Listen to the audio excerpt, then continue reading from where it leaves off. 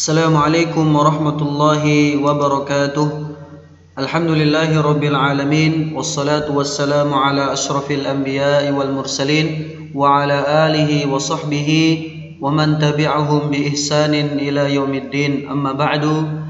Kaifa halukunna? Bagaimana kabar antunna wahai anak-anak kami yang kami cintai karena Allah Subhanahu wa taala? Arju an takunna bi khairin wa afiyatin. Semoga antunna dalam keadaan sehat wal afiat dan selalu dalam perlindungan Allah Subhanahu wa taala. Banati as-salihat rahimani wa rahimakumullah jami'an. Alhamdulillah, kita bersyukur kepada Allah Subhanahu wa taala atas segala limpahan nikmat dan juga karunia-Nya kepada kita semua, sehingga pada pertemuan yang berbahagia ini kita akan melanjutkan pelajaran kita, dan kita sudah atau sedang atau akan menemukan atau berada pada pertemuan yang kelima. Banati as-salihat azzani Allahu wa iyyakunna jami'an. Sebelum kita masuk ke dalam materi, Ustadz ingin menjelaskan terlebih dahulu kepada antunna semuanya tujuan pembelajaran kita pada kesempatan yang berbahagia ini. Banati as-salihat azzani Allahu wa iyyakunna jami'an. Tujuan pembelajaran kita dengan izin Allah Subhanahu wa taala, antunna mengetahui kisah terbelahnya bulan di zaman Rasulullah sallallahu alaihi wasallam, dan juga dengan izin Allah Subhanahu wa taala kita dapat mengetahui beberapa mukjizat, yaitu mukjizat Nabi sallallahu alaihi wasallam. Banati as-salihat azzani Allahu wa iyyakunna jami'an. Pada zaman Rasulullah sallallahu alaihi wasallam pernah terjadi sebuah peristiwa yang sangat besar, sebuah kejadian yang luar biasa besar. Yaitu kejadian apa? Kejadian tentang terbelahnya bulan. Dan ini terjadi pada zaman Rasulullah sallallahu alaihi wasallam. Ceritanya adalah pada suatu hari kaum kufar Quraisy meminta Nabi sallallahu alaihi wasallam untuk menampakkan kepada mereka sebuah mukjizat. Kaum Quraisy ketika mendengar dakwah Nabi sallallahu alaihi wasallam, mereka tidak semerta-merta langsung menerima ajaran atau dakwah Nabi sallallahu alaihi wasallam. Mereka menantang atau meminta bukti kepada Rasulullah sallallahu alaihi wasallam, bukti bahwasanya dia adalah seorang utusan Allah Subhanahu wa taala. Ya, jadi beliau atau mereka kaum Quraisy meminta Nabi sallallahu alaihi wasallam untuk menampakkan kepada mereka sebuah mukjizat. Dan mukjizat sebagaimana yang dikatakan oleh Syekh Abdurrahman As-Sa'di rahimahullahu taala, beliau mengatakan al-mu'jizah hiya ma yujrillahu ala aidir rasul wal anbiya min khawariqil adat allati yatahadduna biha al-ibad. Mukjizat adalah suatu yang Allah turunkan melalui para rasul dan juga melalui para nabi alaihi wassalatu wassalam tentang kejadian-kejadian yang sangat luar biasa. Ya, di luar biasa atau sesuatu yang menyelisihi kebiasaan manusia secara umum, ya, sebagai bentuk tantangan bagi manusia. Jadi mukjizat itu adalah sebuah kejadian yang itu terjadi di luar nalar, ya, di luar kebiasaan manusia. Dan itu yang mereka minta, orang-orang Quraisy minta kepada Nabi sallallahu alaihi wasallam agar mereka, ya, percaya, kata mereka itu. Minta kepada Nabi sallallahu alaihi wasallam agar Nabi sallallahu alaihi wasallam menampakkan bukti atau mukjizat dan bahwasanya dia adalah rasul yang diutus oleh Allah Subhanahu wa taala.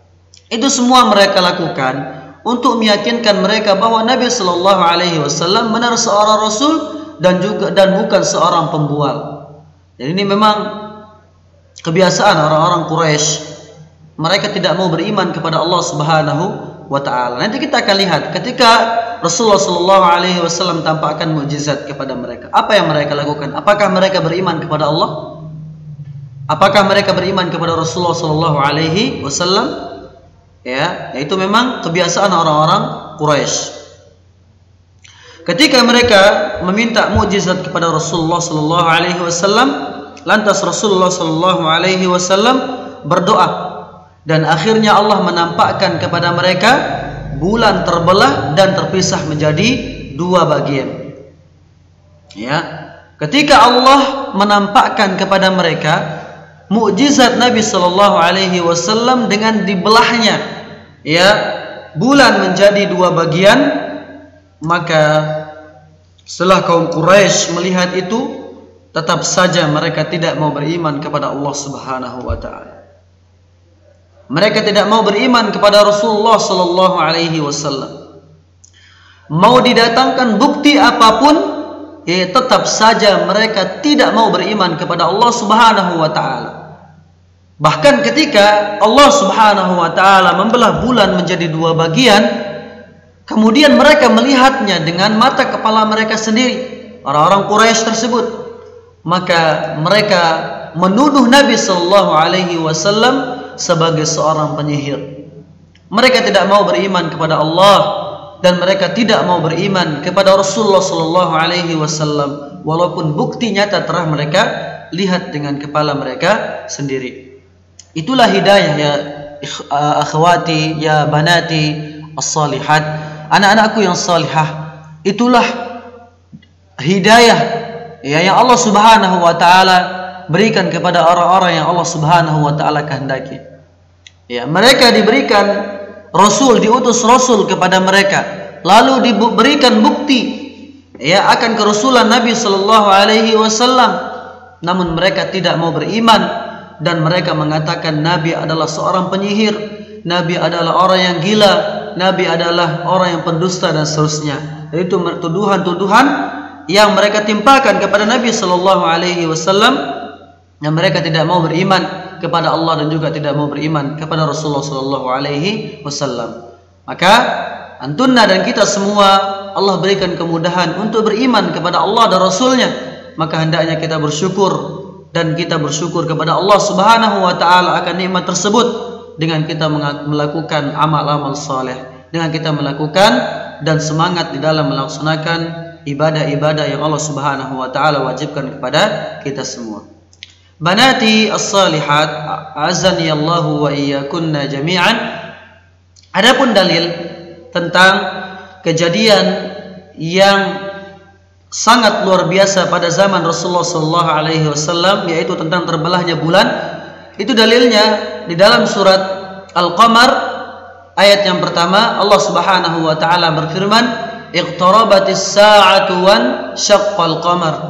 Telah dekat datangnya hari kiamat dan telah terbelah bulan ya pada zaman Nabi sallallahu alaihi wasallam. Dan terbelahnya bulan juga merupakan salah satu ciri ya dekatnya hari kiamat. Kemudian juga adapun dalil dalam hadis Nabi sallallahu alaihi wasallam tentang terbelahnya bulan, terdapat hadis yang juga menyebutkan hal ini sebagaimana disebutkan dalam Sahih Bukhari. Rasulullah sallallahu alaihi wasallam bersabda, "Insyaqqal qamar ala ahdi Rasulillah sallallahu alaihi wasallam firqatain." Ya, dalam hadis yang diriwayatkan yang dalam Sahih Bukhari rahimahullahu taala, beliau mengatakan, "Insyaqqal qamar ala ahdi Rasulillah sallallahu alaihi wasallam firqatain." Ya, pada zaman Rasulullah sallallahu alaihi wasallam terbelah bulan menjadi dua bagian. Firqah fawqal jabal, satu bagian berada di atas gunung, wa firqah dunahu, dan satu bagian bulan itu berada di bawah gunung. Faqala Rasulullah sallallahu alaihi wasallam ishhadu. Lalu Rasulullah sallallahu alaihi wasallam mengatakan ishhadu, yaitu saksikanlah. Ya, ini dalil tentang bahwasanya terpecahnya bulan menjadi atau terbelahnya bulan menjadi dua bagian itu benar-benar terjadi pada zaman Rasulullah sallallahu alaihi wasallam, dan kita harus beriman tentang apa-apa yang Rasulullah sallallahu alaihi wasallam kabarkan dan juga apa-apa yang Allah Subhanahu wa taala sebutkan di dalam Al-Quran. Maka ini secara singkat cerita tentang terbelahnya bulan pada zaman Rasulullah sallallahu alaihi wasallam atau mukjizat Nabi sallallahu alaihi wasallam. Banati as-salihat, azani Allahu wa iyyakunna jami'an. Setelah kita mengetahui cerita singkat tentang terbelahnya bulan, maka kita akan menjelaskan atau menyebutkan kepada antunna sekalian beberapa mukjizat yang Allah berikan kepada Nabi sallallahu alaihi wasallam. Nabi sallallahu alaihi wasallam diberikan beberapa mukjizat. Ya, dan juga ini diberikan kepada Rasul sebelum Nabi sallallahu alaihi wasallam. Ada beberapa mukjizat Nabi sallallahu alaihi wasallam. Yang pertama adalah Al-Qur'anul Karim. Ya. Al-Qur'anul Karim adalah mukjizat terbesar Nabi sallallahu alaihi wasallam dan yang terbesar di antara semua mukjizat para nabi.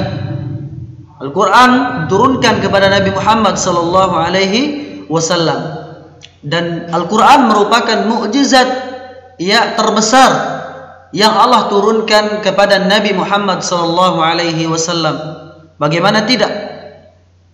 Ya, Al-Quran adalah mukjizat yang membentuk atau yang membuktikan bahwa manusia ini adalah hamba yang lemah dan memiliki Rabb yang harus diibadahi. Ya, Al-Quran juga memiliki susunan kata yang indah. Ya, dan juga memiliki kandungan yang sangat luar biasa. Dan tidak ada manusia, tidak ada orang pun yang mampu membuat, yang mendatangkan Al-Quran yang semisal dengan Al-Quran, baik dari bangsa jin ataupun dari bangsa manusia.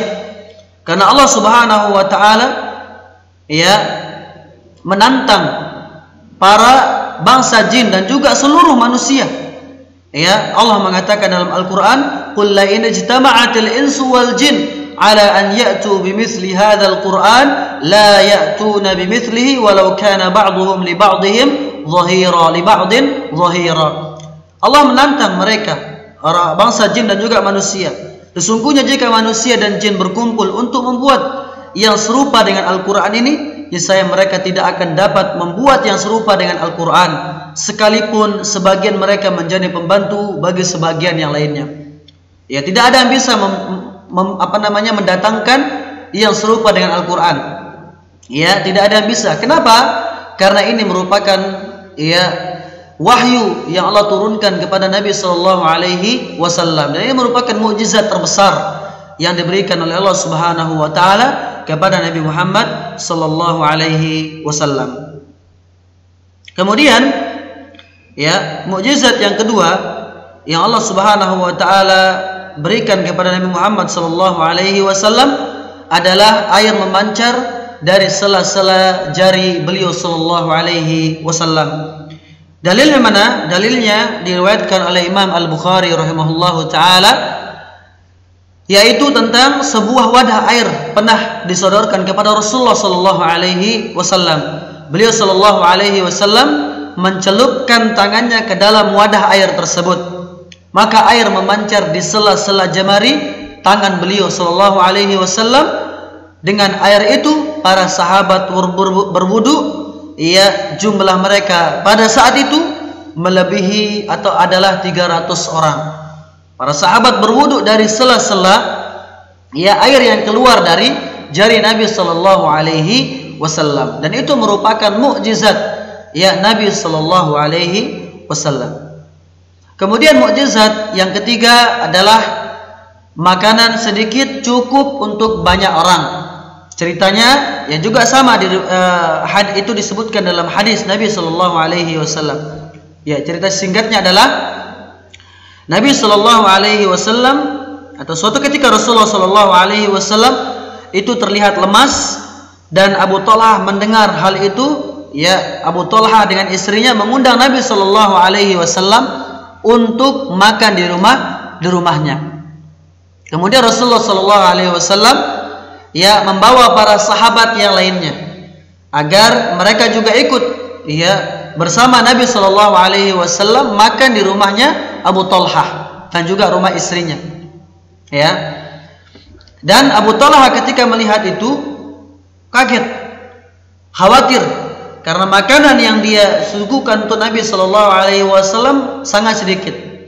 Namun dengan mukjizat Nabi Shallallahu Alaihi Wasallam banyak para sahabat ya yang bisa makan pada hari itu. Jadi doakanlah Nabi Shallallahu Alaihi Wasallam, dan juga Nabi Shallallahu Alaihi Wasallam makan juga dengan Abu Talha dan juga yang lainnya dengan kondisi perut yang kenyang. Ini mukjizat Nabi Shallallahu Alaihi Wasallam. Kemudian mukjizat yang keempat adalah segelas susu mengenyangkan banyak orang. Ya, ceritanya adalah Abu Hurairah radhiyallahu taala anhu, beliau adalah sahabat yang sangat banyak menghafal hadis dan beliau adalah seorang yang miskin. Lantas Nabi Shallallahu Alaihi Wasallam mengundang Abu Hurairah radhiyallahu taala anhu untuk meminum ya di rumah Rasulullah Shallallahu Alaihi Wasallam dengan ya susu yang sedikit. Kemudian Abu Hurairah diminta oleh Rasulullah Shallallahu Alaihi Wasallam untuk memanggil ahlu sufah. Ahlu sufah itu adalah orang-orang yang tidak memiliki rumah, ya, untuk diundang juga ke rumah Nabi Shallallahu Alaihi Wasallam. Ya, pada akhirnya Abu Hurairah memanggil mereka dan Abu Hurairah melayani mereka semua. Ya, ahlu sufah minum ya melalui gelas Nabi Shallallahu Alaihi Wasallam. Kemudian Rasulullah Shallallahu Alaihi Wasallam meminta Abu Hurairah juga untuk minum air gelas atau air susu yang dimiliki oleh Rasulullah Shallallahu Alaihi Wasallam sampai beliau tidak kuat untuk meminumnya.